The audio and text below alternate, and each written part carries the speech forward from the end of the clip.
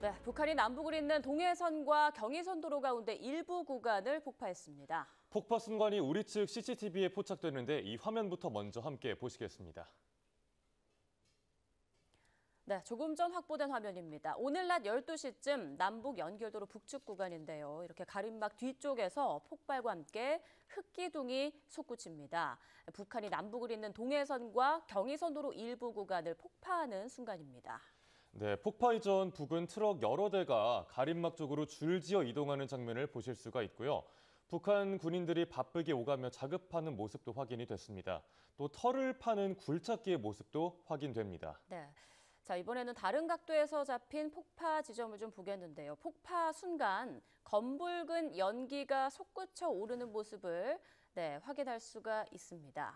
네, 지금은 군인들이 좀 바쁘게 오가면서 작업하는 모습, 그리고 트럭 여러 대가 오가는 모습 보이고 있습니다. 폭파 전의 순간을 우리 측 CCTV에서 포착한 장면입니다. 네, 이번엔 다른 좀 더 멀리 잡힌 각도에서 보겠습니다. 네, 우리 군 CCTV에 경의동에선 폭파 장면이 포착이 됐는데요. 네, 방금 보신 것처럼 굉장히 큰 연기와 함께 폭파 장면이 포착이 됐습니다. 네, 폭파 순간 검붉은 연기가 솟구쳐 오르는 모습 확인을 할 수가 있습니다.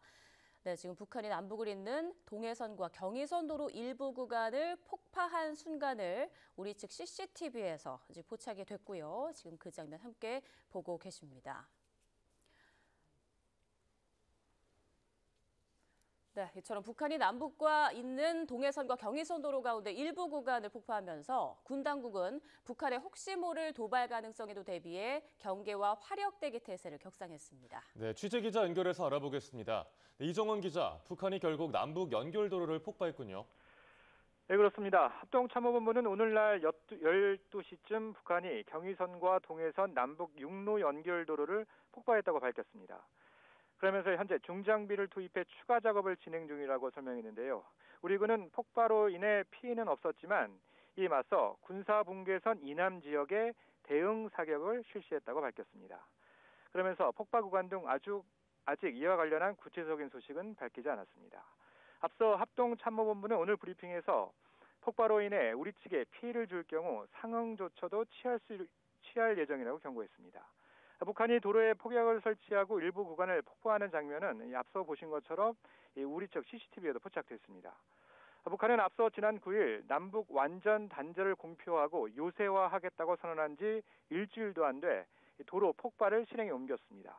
군 당국은 북한이 보여주기식 폭파에 그치지 않고 추가 도발까지 준비하는 것으로 보고 도발을 감행할 경우 자위권 차원에서 강력히 응징하겠다고 경고해왔습니다. 북한이 지난 무인기 침투를 주장하며 전방 포병부대의 사격 준비 태세 지시를 낸 데 대해서도 대북 감시 경계와 화력 대기 태세 강화 등 여러 지침을 내렸습니다.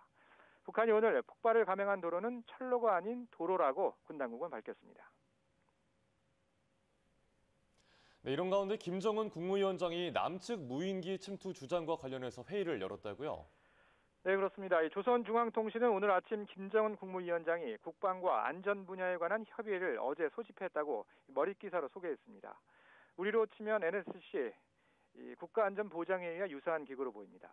김 위원장은 회의에서 군사활동 방향을 제시하고 전쟁 억지력의 가동과 자위권 행사에서 견제할 중대한 과업을 밝혔다고 했는데 구체적인 내용은 소개하지 않았습니다.